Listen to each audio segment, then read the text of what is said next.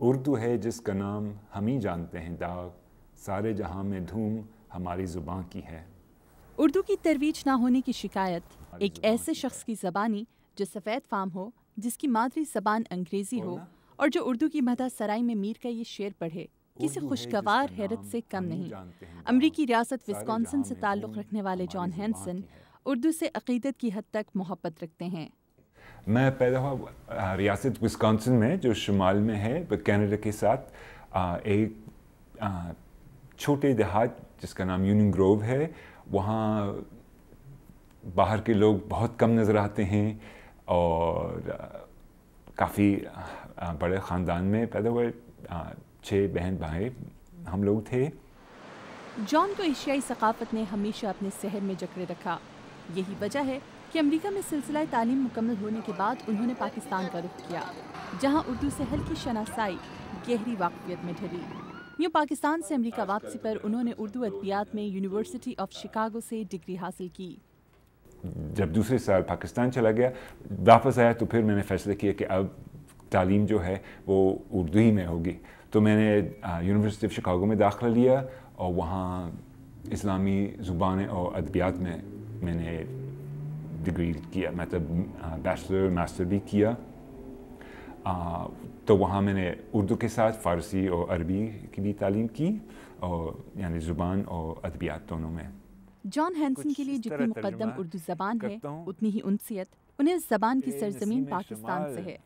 19 برس کی عمر میں کسی امریکی کا پہلی مرتبہ پاکستان کا رخ کرنا اور وہاں کی زبان کی محبت میں گرفتار ہو جانا حیرت انگیز ہے۔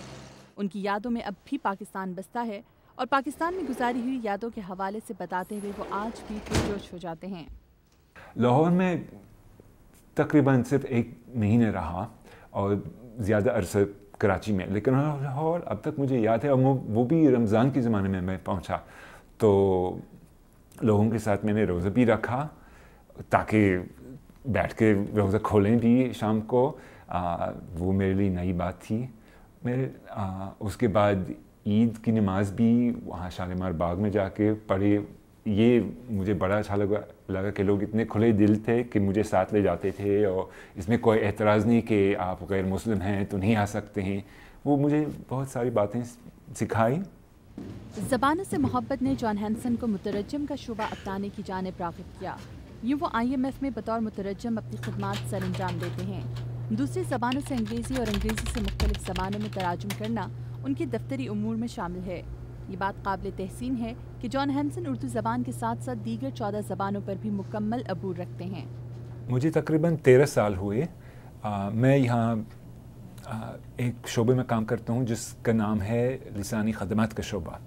تو ہم مختلف قسم کے ترجمے مختلف زبانوں میں، کتابیں، رسالے وغیرہ بہت ساری چیزیں نکالتے ہیں شائع کرنے کے لیے۔ مترجم کی حیثیت سے یہاں کام کرتا ہوں، کئی مختلف زبانوں سے انگریزی میں ترجمہ کرتا ہوں۔ سب سے زیادہ کام 80-90% تو عربی سے ہے، اور پھر میں فارسی، ہسپانوی، فرانسیسی اور کبھی کبھی اردو، کبھی ہندی سے بھی کرتا ہوں۔ یہاں تاجیکی زبان الگ زبان مانی جاتی ہے، وہ ایک قسم کی فارسی ہے، تو اس طرح۔ دفتری مصروفیات کے علاوہ جان ہینسن اردو زبان سے اپنا رابطہ استوار رکھنے کے لیے باقاعدگی سے اردو اخبارات کا مطالعہ کرتے ہیں۔ ان کے گھر میں ایک گوشہ اردو ادب کی کتب کے لیے وقف ہے کہ اردو ادب پڑھنا انہیں بہت پسند ہے۔ سب سے پہلے میں یہ بات کہوں گا کہ میری تعلیم زیادہ گہری نہیں ہے، زیادہ وسیع نہیں ہے۔ صحیح ہے کہ میں نے ایک حد تک تھوڑا بہت پڑھ لیا، لیکن شاعروں میں تو ضرور غالب سب سے زیادہ پسند ہے، اور نثر میں تو شاید انتظار حسین، قرۃ العین حیدر۔ زبانوں سے محبت نے جان ہینسن کو سیاحت کا شوق دیا۔ ایشیا سے ان کی وابستگی کا اظہار ان کے گھر میں رکھے خطاطی کے مختلف نمونوں سے ہوتا ہے۔ ہاں، ہمیشہ سے مجھے دلچسپی ہے ایسی چیزیں جمع کرنے کے کہ عربی خط مختلف طریقوں سے مختلف مادوں پہ بنا ہوا۔ مثال کے طور پہ یہ سب سے پہلے میں نے پاکستان سے لیا سن 72 میں، میرا خیال۔ یہ دیکھیں، یہ بانس سے کٹا ہوا، ماشاء اللہ لا حول ولا قوت، بسم اللہ وہاں پر۔ پھر یہ والا یہ میناکاری کا مثال ہے، یہ مصر سے لیا ہے ماشاء اللہ، مختلف رنگوں کا. یہ دیکھیں یہ لکڑی سے بنا ہوا، یہ لبنان سے آیا ہے اور ایک عیسائی دعا ہے عربی زبان میں. عربی زبان میں عیسائی دعا؟ جی. 15 زبانیں سیکھنے کے عمل میں نگر نگر پھرنے والے مسافر جان ہینسن کو بہت سے ممالک کی ثقافت قریب سے دیکھنے کے ساتھ ساتھ مختلف مذاہب کے تفصیلی مطالعے کا بھی موقع ملا. ان کے گھر کا ایک گوشہ مختلف زبانوں میں مختلف مذہبی کتب سے سجا ہے. اور یہ جو آپ نے ساری کتابیں جمع کی ہوئی ہیں، بنیادی طور پہ تمام مذاہب کی کتابیں رکھنے کا کیوں خیال ہے آپ کو گھر میں؟ مجھے دلچسپی ہے کہ مختلف مذہبوں کے بارے میں معلوم کروں کہ لوگ اتنے ان کے عقائد اتنے مختلف ہوتے ہیں لیکن پھر بھی سچائی ایک ہی ہوتی ہے میرا خیال.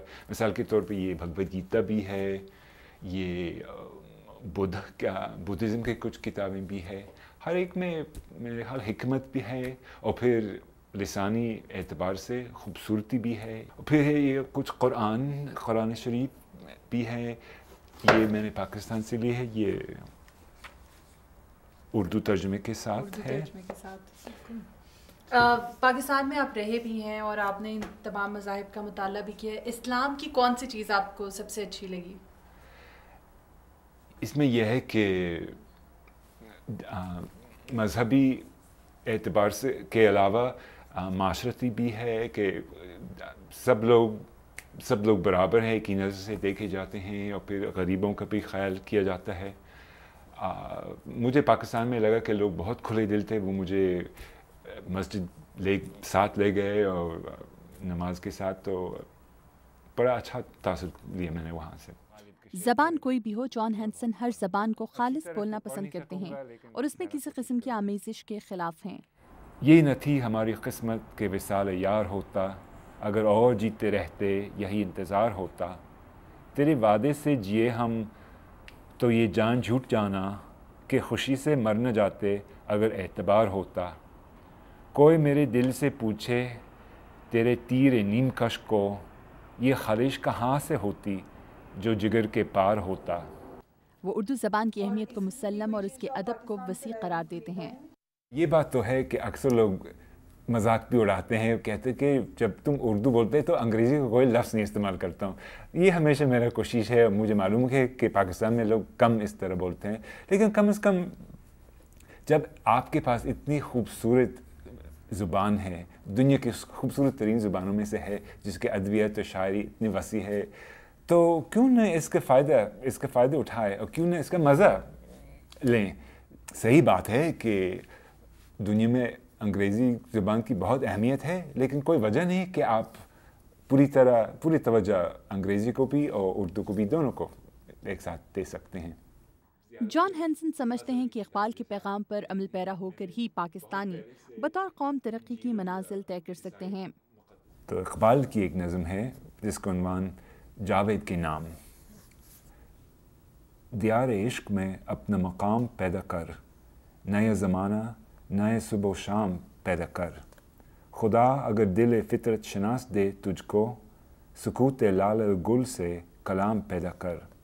اٹھا نہ شیشے گران فرنگ کے احساں، سفال ہند سے مینا و جام پیدا کر.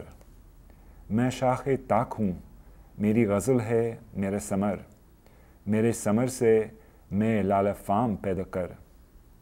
میرا طریق امیری نہیں فقیری ہے، خود ہی نہ بیچ غریبی میں نام پیدا کر. مدیحہ انور، اردو VOA، واشنگٹن.